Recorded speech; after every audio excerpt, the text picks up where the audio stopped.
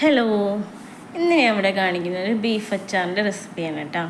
അപ്പം ഞാൻ എങ്ങനെയാണ് ഉണ്ടാക്കുക എന്നുള്ളതാണ് ഞാൻ ഇവിടെ കാണിക്കുക. അപ്പം ഇതുപോലെ ചെറുതാക്കി നുറുക്കിയ ബീഫ് നല്ല ക്ലീൻ ചെയ്ത് നമ്മൾ ഒട്ടും വെള്ളം ഇല്ലാണ്ട് കുക്കറിലേക്ക് ഇടുക. എന്നിട്ട് അതിലേക്ക് നുള്ള മഞ്ഞൾപ്പൊടിയും ഉപ്പും ആവശ്യത്തിന് ഉപ്പ് ഇട്ടിട്ട് നല്ല കൈകൊണ്ട് മിക്സാക്കിയിട്ട് നമ്മൾ ഒട്ടും വെള്ളം ചേർക്കാതെ ഒരു 3 വിസിൽ അടുപ്പിച്ചെടുക്കുക കേട്ടോ. 3 വിസിലാകുമ്പോൾ ഒരു പകുതി വേവായിരിക്കും. നമുക്കിതിനെ ഫ്രൈ ചെയ്യാനുള്ളത് കാരണം അത്ര മതി. അപ്പം ഞാനിതാ നല്ല കൈക്കൊണ്ട് നല്ലൊന്ന് മിക്സാക്കി കൊടുത്തിട്ടുണ്ട്. വേറെ മുളക് പൊടിയൊന്നും ഞാനിപ്പോൾ ചേർക്കുന്നില്ല, ഇത് വെന്തതിൻ്റെ ശേഷമാണ് കേട്ടോ ചേർക്കുക. അപ്പോൾ ഇതാ ഞാൻ നല്ല വേവിച്ചെടുത്തിട്ടുണ്ട്. 3 വിസിലടിച്ച ബീഫ് നല്ല വെള്ളമൊക്കെ വാരാൻ വെച്ചിട്ട് ഒരു പ്ലേറ്റിലോട്ട് മാറ്റിയതാണ് കേട്ടോ. എന്നിട്ട് അതിലേക്ക് ഞാൻ 1 സ്പൂൺ മുളക് പൊടി ഇട്ടിട്ട് നല്ല ഒന്ന് മിക്സാക്കി കൊടുക്കുന്നുണ്ട്. മഞ്ഞൾപ്പൊടി ആദ്യം തന്നെ ഇട്ടത് കാരണം ഞാൻ പിന്നെ വീണ്ടും മഞ്ഞൾപ്പൊടി ഇടുന്നില്ല, മഞ്ഞ കളർ കുത്തണ്ടെന്ന് വിചാരിച്ചിട്ടാണ് കേട്ടോ. അപ്പോൾ ഉപ്പ് ബീഫിലുണ്ട്, അപ്പോൾ ഞാൻ വീണ്ടും ഉപ്പ് ഇട്ട് കൊടുക്കുന്നില്ല കേട്ടോ. വെറും മുളക് പൊടി മാത്രം ഇട്ടിട്ട് അതൊക്കെ നിങ്ങൾ നോക്കുക. ഉപ്പ് കൂടുതലുണ്ടെങ്കിൽ ഇട്ട് കൊടുക്കണ്ട, ഉപ്പില്ല എന്നുണ്ടെങ്കിൽ ഒന്ന് മസാല തേക്കുമ്പോൾ ഒന്ന് ഇട്ട് കൊടുക്കുക, കുറച്ച് അതിനനുസരിച്ച് ഇട്ട് കൊടുക്കുക കേട്ടോ. എന്നിട്ട് ഞാനിതൊരു പാൻ അടുപ്പത്ത് വെച്ചിട്ട് വെളിച്ചെണ്ണയിലാട്ടോ ഞാൻ ഉണ്ടാക്കുന്നത്. വെളിച്ചെണ്ണയിലോ നല്ലെണ്ണയിലോ ഉണ്ടാക്കുക. കൂടുതൽ ഇരിക്കണം എന്നുണ്ടെങ്കിൽ നമ്മൾ നല്ലെണ്ണയിൽ ഉണ്ടാക്കാം. ഇതിപ്പോൾ തന്നെ നമ്മൾ ഒരു ആഴ്ചൻ്റെ ഉള്ളിലൊക്കെ യൂസ് ചെയ്യുന്നുണ്ടെന്നുണ്ടെങ്കിൽ വെളിച്ചെണ്ണയിൽ ഉണ്ടാക്കാം കേട്ടോ. അപ്പോൾ ഇതാ വെളിച്ചെണ്ണ ഒഴിച്ചിട്ട് ഞാനത് ബീഫ് മസാല തേച്ച ബീഫിലുണ്ടല്ലോ അത് ഞാൻ ഇട്ടൊന്ന് പൊരിച്ചെടുക്കണം കേട്ടോ. ഒന്ന് ഇടയ്ക്കിടയ്ക്കിടയ്ക്ക് നമ്മളൊന്ന് ഇളക്കി കൊടുക്കുക. എന്നിട്ട് അതൊന്ന് ഫ്രൈ ആക്കിയിട്ടെടുക്കുക. നല്ല ഫ്രൈ ആവണ്ട, എന്നാലും ആവണം, അങ്ങനെ ഒരു പാകത. ഇതുപോലെ ഞാൻ ഫ്രൈ ആക്കി എടുത്തിട്ടുണ്ട് കേട്ടോ. ഇനിയിപ്പോൾ നമ്മൾ ഈ ചട്ടിയിൽ തന്നെയാണ് കേട്ടോ നമ്മൾ അച്ചാർ ചെയ്യാൻ പോകുന്ന, അച്ചാർ ഉണ്ടാക്കാൻ പോകുന്നത്. അപ്പോൾ ഇതാ ഞാനതൊരു പ്ലേറ്റിലോട്ട് മാറ്റി കൊടുത്തിട്ടുണ്ട് കണ്ടോ. നല്ല ഡ്രൈ ആയിട്ടുണ്ട്. എന്നിട്ട് വീണ്ടും വെളിച്ചെണ്ണ ഒഴിച്ചു കൊടുക്കുക.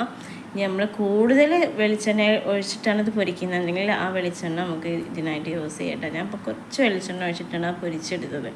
അപ്പം ഞാനത് അതിലേക്ക് എണ്ണ ചൂടായി വന്നപ്പോൾ ഞാൻ കടുക് ഇട്ട് കൊടുത്തിട്ടോ. കടുക് പൊട്ടി വന്നതിൻ്റെ ശേഷം കുറച്ച് വെളുത്തുള്ളിയും ഇഞ്ചിയും, കുറച്ചെന്ന് വെച്ചാൽ ഒരു 2 ഇത് ഉണ്ട വേണ്ടി വരും കേട്ടോ.